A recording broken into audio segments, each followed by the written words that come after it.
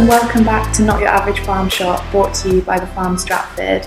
My name is Lily and I look after all things sustainability and environment here at the farm, and I'm super excited for you to hear this conversation with the very cool and very inspiring Roxanne Basnett, who walked 625 miles of the Monarch's Way, which passes through us here at the farm. If you're local, then I'm sure you'll know how beautiful the surroundings are here. And Hannah was doing this walk to raise money for Rewilding Britain and to raise awareness of the fact that a lot of our British countryside is under threat from construction, which is wiping out wild areas. And you see a lot of green fields, but not a lot of abundance and diversity. And a lot of that means that the biodiversity is being lost. So in this episode, she talks a little bit about her mission, what inspired her to do the walk, and what we can all be doing to look after nature. So I hope you enjoy listening to the episode as much as I enjoyed recording it and having the conversation, and we'll see you on the other side. Enjoy.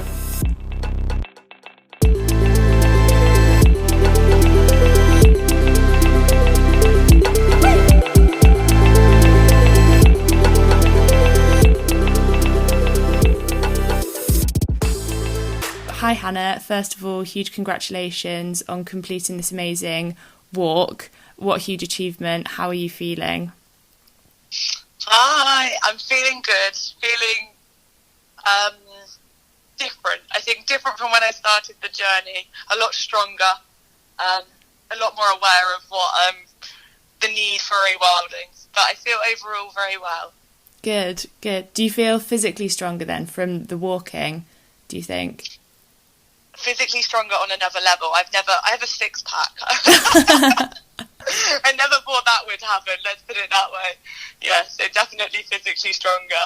It's good. It must be like all the sort of nutritious food as well, just all the activity, all the walking. Yeah, was it porridge that you were quite into? I am a big fan of porridge, so I ate porridge, and then every day for breakfast, sometimes for dinner. I'm quite into being alternative with porridge, getting savoury porridge. I don't know if you've ever had a bit of pesto and porridge. It's actually tasty. It's surprising what you can put with porridge and make a meal out of it. I'm vegan, so yeah. I don't know, you must have those challenges as well.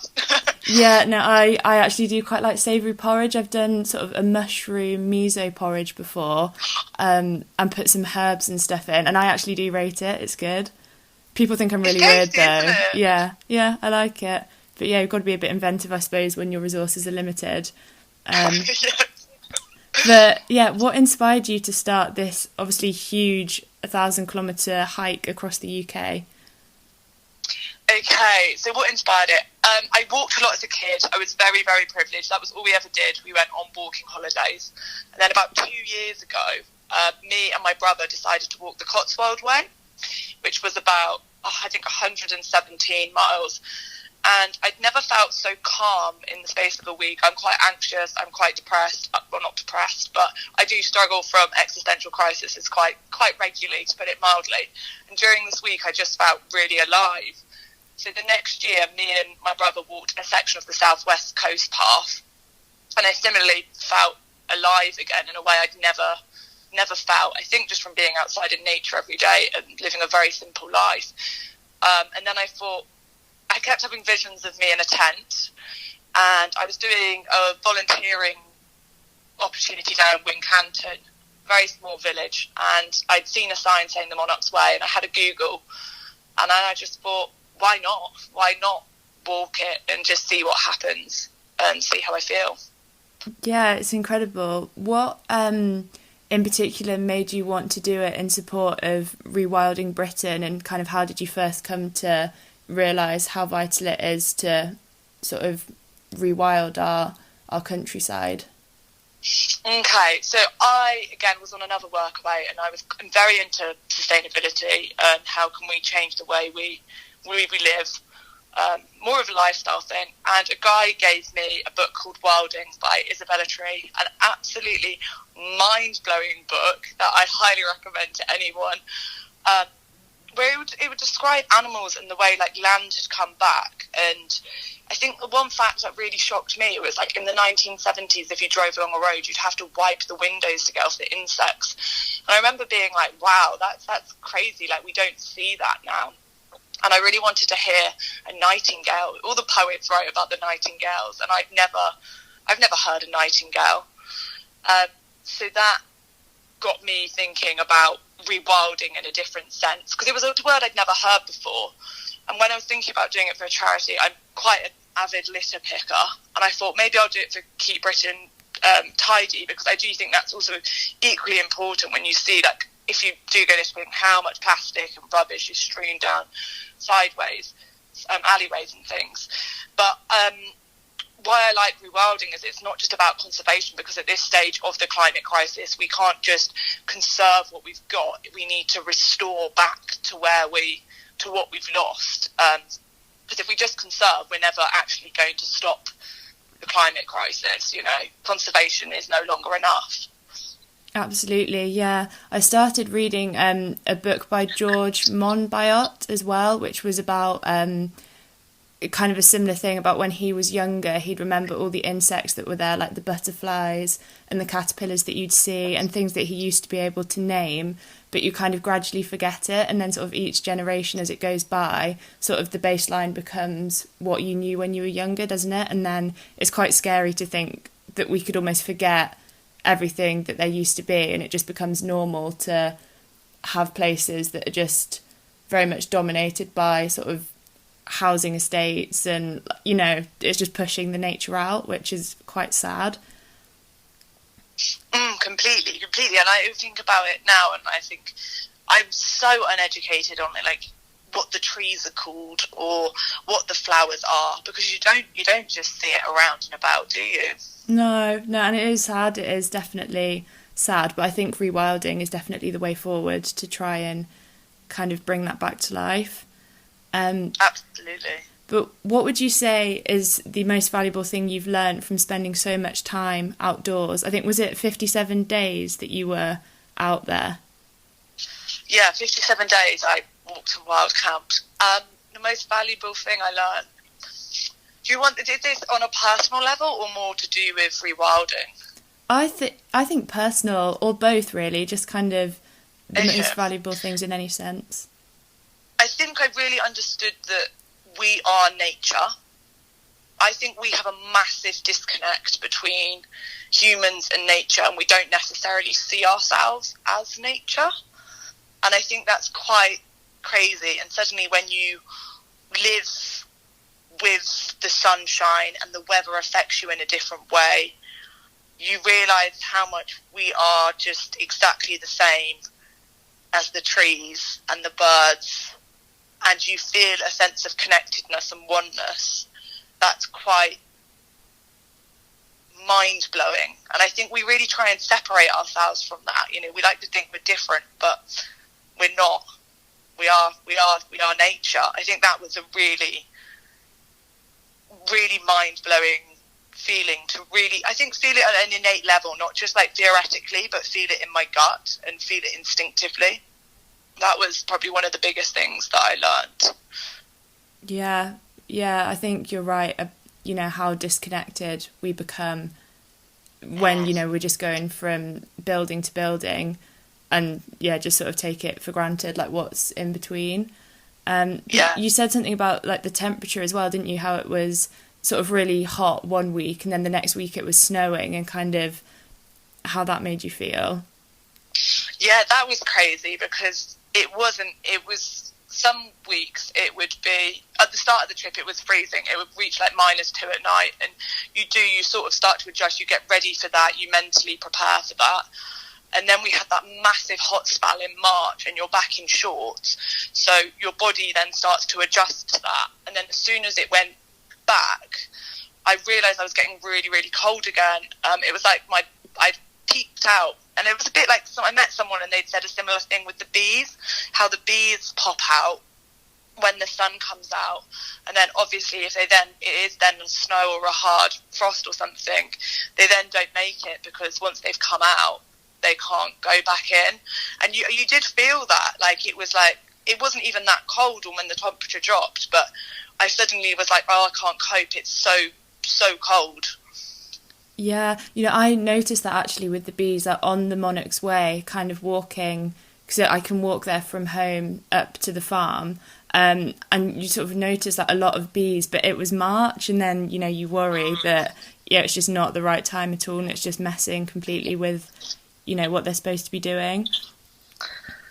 Yeah, completely. And I felt like I saw that and I felt it. I felt, because you're outside all the time, you feel it, because we just close ourselves off from it and we just hide in buildings and we don't let it affect us. No, we don't. But so you finished this on Friday and we're recording this on the following Tuesday, so it's only really been a few days since you've been back. But what's the first thing that you did when you got home?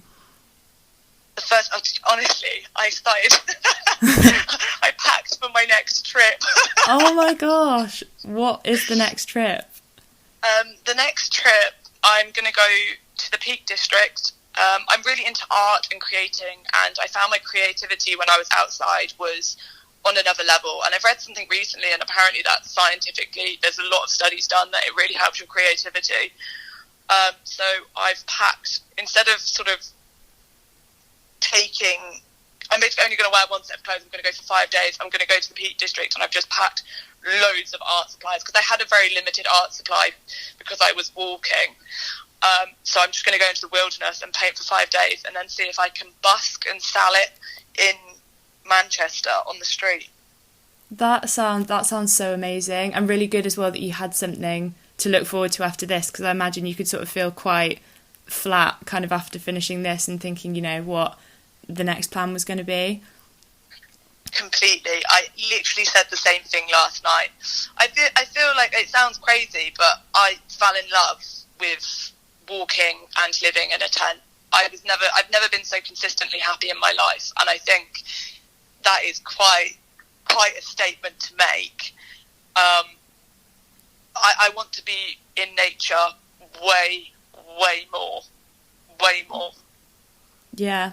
I was going to ask you kind of, how do you think your life will change when you go back to normal, and like kind of has it been hard to adjust? But it sounds like you want this to be your normal. Like obviously it's not feasible to, live consistently in the wilderness, I suppose, in the way that we're told that, you're supposed to live. But has it been hard to adjust, kind of like sleeping in a bed rather than a tent? Has that been difficult? Yeah, it's little things. It's like I started waking up at 5:30. I woke up with the sun, and like the birds would wake me up, and the birds would send me to sleep every night.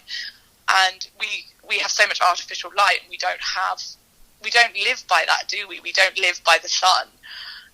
So every day since, I still haven't not woken up at 5:30 when the sun wakes up. So that was really weird. It's little things like when all you're doing is just walking all day. Like if you don't sleep that well, because I didn't sleep one full night when I was camping. I slept my first full night through last night, but it never mattered because I wasn't running on some kind of schedule. It was just about enjoying where I was and just progressively moving forward and just seeing where the day takes me rather than having something I have to do at a set time. It was when the opportunity arose, you took the opportunity, which is so different from real life. Everything's so much more controlled, and this is happening here and here. Yeah, completely. Do you think that you found yourself feeling a lot more present? Oh, I'm a big meditator, and I've done a lot of I've lived in a Buddhist commune this year, and I've been studying it quite intensely. So part of this was, I think, to test out a lot of my Buddhist sort of philosophy, because it's all about trying it and challenging it. And wow, to say, yeah, I was present in every moment. People would ask me, what's your favourite day, or has there been one? And it wasn't that there necessarily wasn't a favourite day as such, but I think every day I was so in the moment and so just there and soaked in it that, yeah, I was completely present in each day. I wasn't thinking beyond what I was doing tomorrow. Occasionally that would obviously pop up, but it was just, I was completely present. Do you feel as if that has changed sort of since coming back? Do you find it more of an effort to kind of stay in the moment and present, and is there a lot more distraction, would you say? Yeah, so obviously the walk finished, well, not obviously, but the walk finishes in Brighton, Shore and Muncie, which I thought was more of a quaint place I've never been before. Yeah. And yeah, you noticed it. Like when I walked through cities, I often felt like I hadn't really been with myself all day. Because there are so many distractions, and like it's even things like the way cars and how fast they go. And when you're walking, you don't have to stop to look each way for a car, but that means you can't be in your brain. That means you can't explore what you're feeling. You have to sort of step outside of that. Yeah. And it's a really different feeling. Yeah, I know what you mean. Like, because even just walking for a short period, sometimes you do kind of just sort of, it's like you've stepped out of the world for a minute, and then you're just sort of looking at it and like looking at everyone go by like in their cars like really fast and whatever, and you just don't get that perspective, I think, unless you take the time to slow down a little bit. Completely, and you do slow down. I think one of the crazy things that I didn't actually listen to music or a podcast the entire time. It was just my brain. And I didn't even go mad at my own brain, and I thought I really would have done. And I think that was a really like shocking feeling, that like I think we've often viewed the countryside as not very entertaining, but it is incredibly entertaining. Yeah, I think it was David Attenborough. Like, I listened to this in a podcast actually. It was with David Attenborough, and he said that if you just sit in nature for 10 minutes like on a bench just with no distractions and just watch, like you will see something amazing. It's just looking for it. Completely. And I suppose that's why that got me really excited about rewilding, because I thought about how exciting, it will be. I actually visited Knepp Estate on Monday, so yesterday, and I saw a stork and like heard a stork for the first time, and I was like, wow, imagine if that was just normal, and if you went out into nature you'd be able to hear storks. And it's just crazy to think that if we do rewild, like how much more biodiversity and nature will be out there, and how exciting, even more exciting it will be. It's crazy. 100%. Yeah. I first came across you like via Instagram when you tagged the Farm Stratford on your stories. I think it was of the fruit and veg.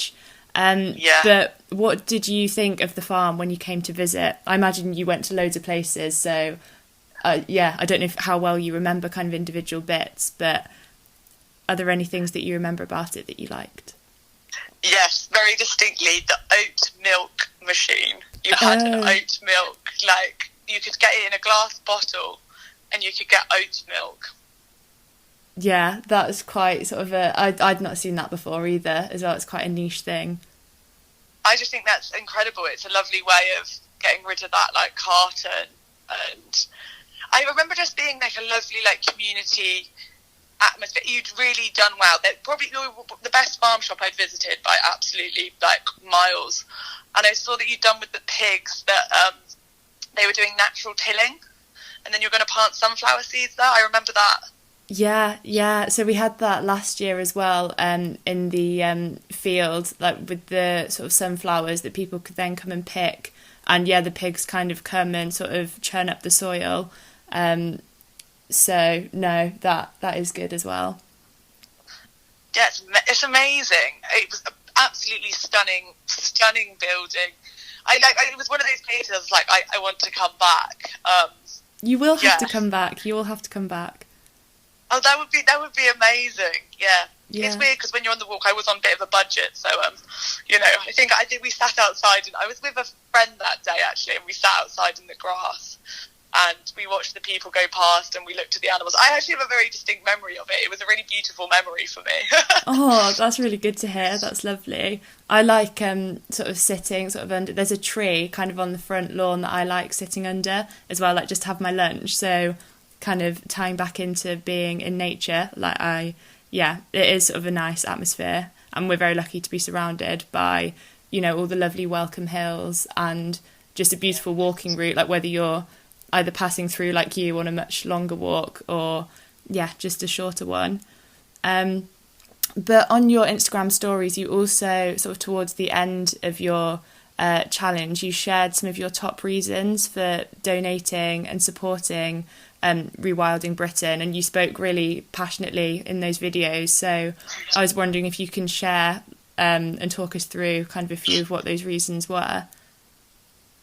Gosh, there are loads of things now. Insects. I feel like I kept banging on about insects. I think a fact that Greenpeace, they put out, it really got me. If the insects die, so do we.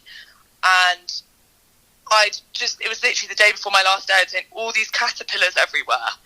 And then I looked round at these fields besides them, and they were all animal agriculture, so it was just grass.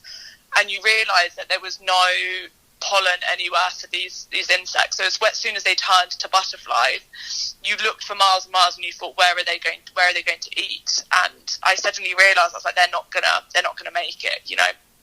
And as much as it was really, really cool, and I was like, this is so exciting, I've never seen this many caterpillars in like just clustered in the bushes, I then got quite sad. And that was something that really, again, linking back to this idea of the insects dying, that really shook me.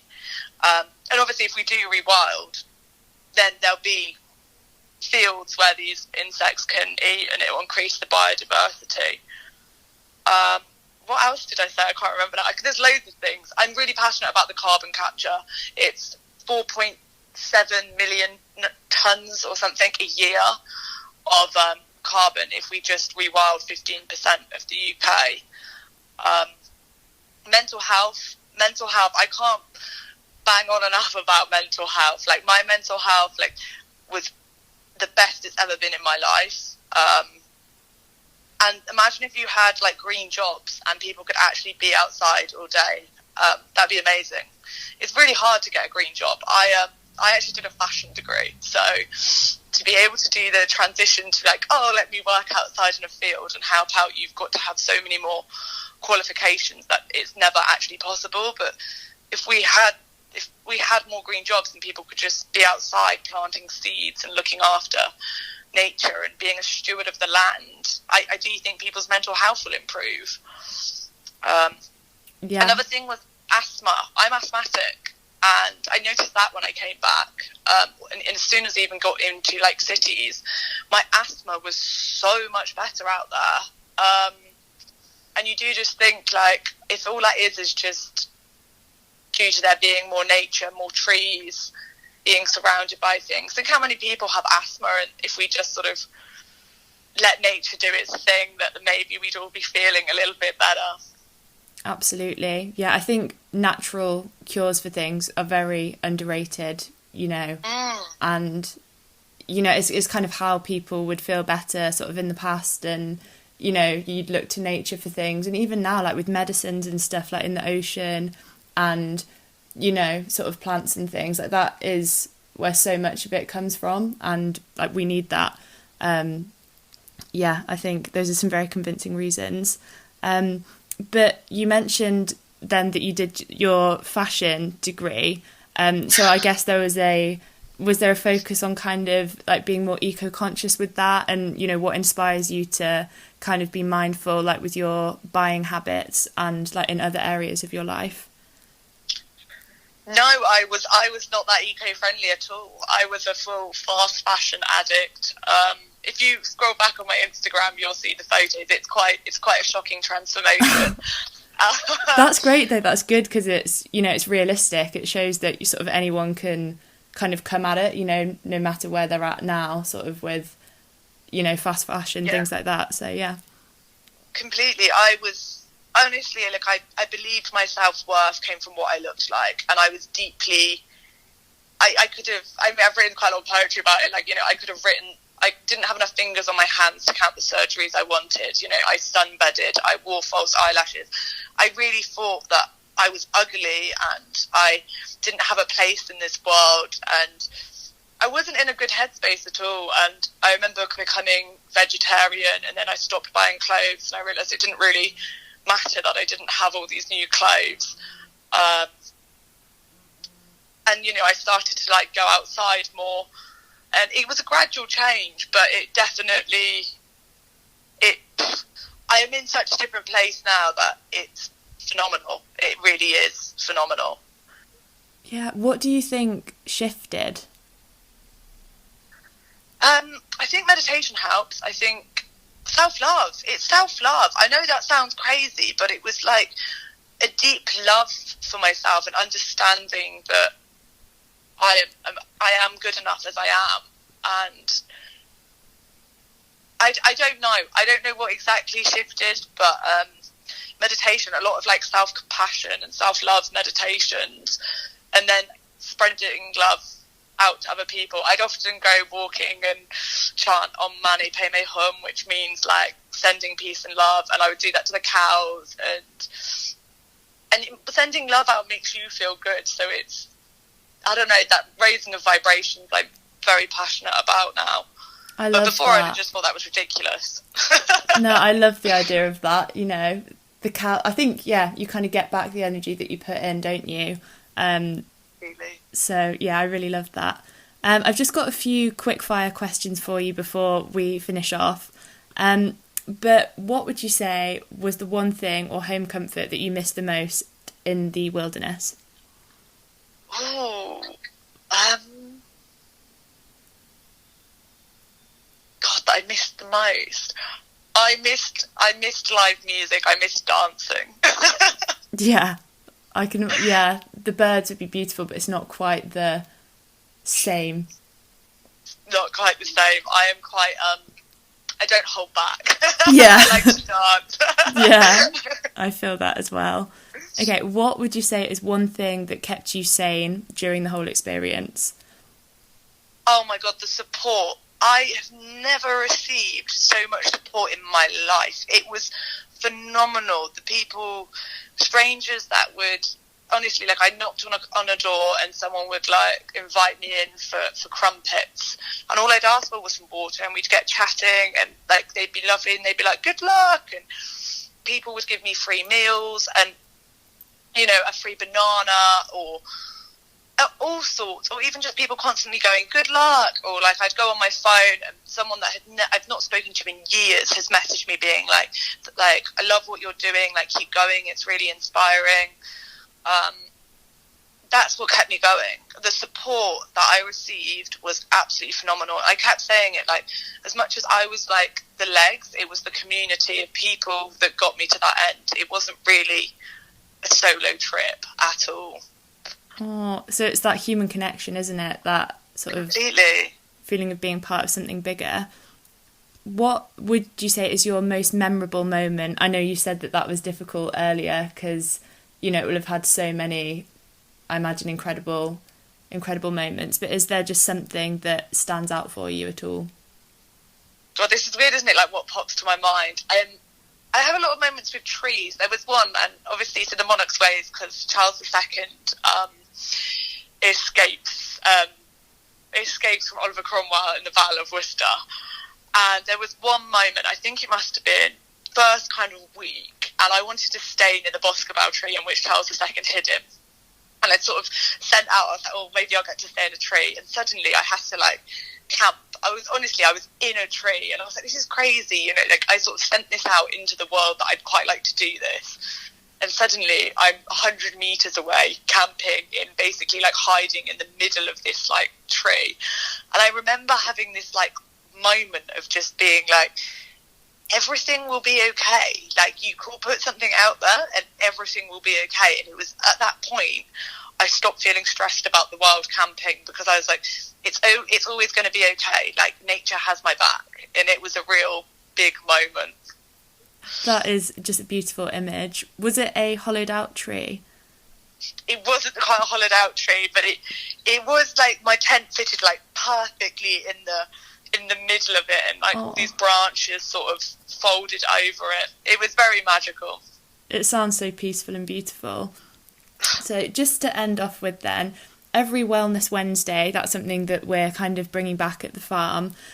We like to sort of leave listeners with a few words of wisdom. So what is the one thing that you'd like people to take away from this conversation, and one thing that you like to do every day yourself to live well? Get outside. Get outside, hug a tree, enjoy and embrace nature. You know, the birds, the insects, humans, everything. Get outside, yeah. Lovely, I love that. And how can people support you? Like, is it too late for people to donate to Rewilding Britain and support you? And like, where can people go on social media, etc., to follow your future adventures? Oh, okay, amazing. The Just Giving page is still open. It's Hannah Roxanne Basnett, but it's probably easier to, if you go on Rewilding Britain, I am still on their sponsorship page, so you can see it's me on a swing barefoot, and then social media, that is Instagram, which is Hannah Roxanne Basnett, which is HANNAHROXANNE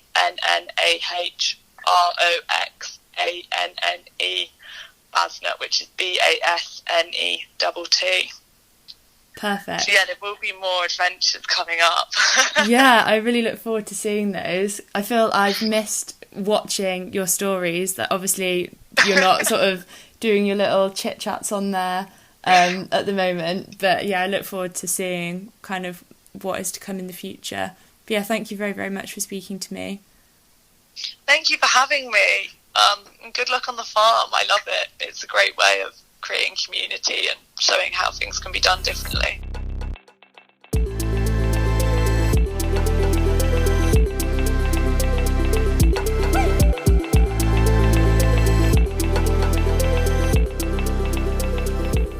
I hope you enjoyed that conversation. A huge thank you to Hannah for joining me. She's such a cool person, isn't she? I know I felt completely inspired after speaking to her, so a massive thank you to her for joining me for this episode. If you'd like to keep up to date with everything going on at the farm, you can give us a follow on Instagram at the Farm Stratford, and we'd also really love to hear from you. We would love to create a bit of a community around people who care about sustainability, wellness, and branch out our farm family to include you, so that we can really create a network of people that want to make a positive difference, whether that's in their own lives or in the wider community. So if you have a project you're working on, something you're doing in the community, something you're doing for yourself that you want to let us know about, or even an idea that you have for us to be doing here at the farm, we'd love to hear from you. And what we'd really like is to be able to feature some of your voices on the podcast. So if you'd like to send us a voice note, you can do so by emailing hello@thefarmstratford.co.uk. Thank you for listening today. I hope you took something valuable from that conversation, and I'll see you for the next episode.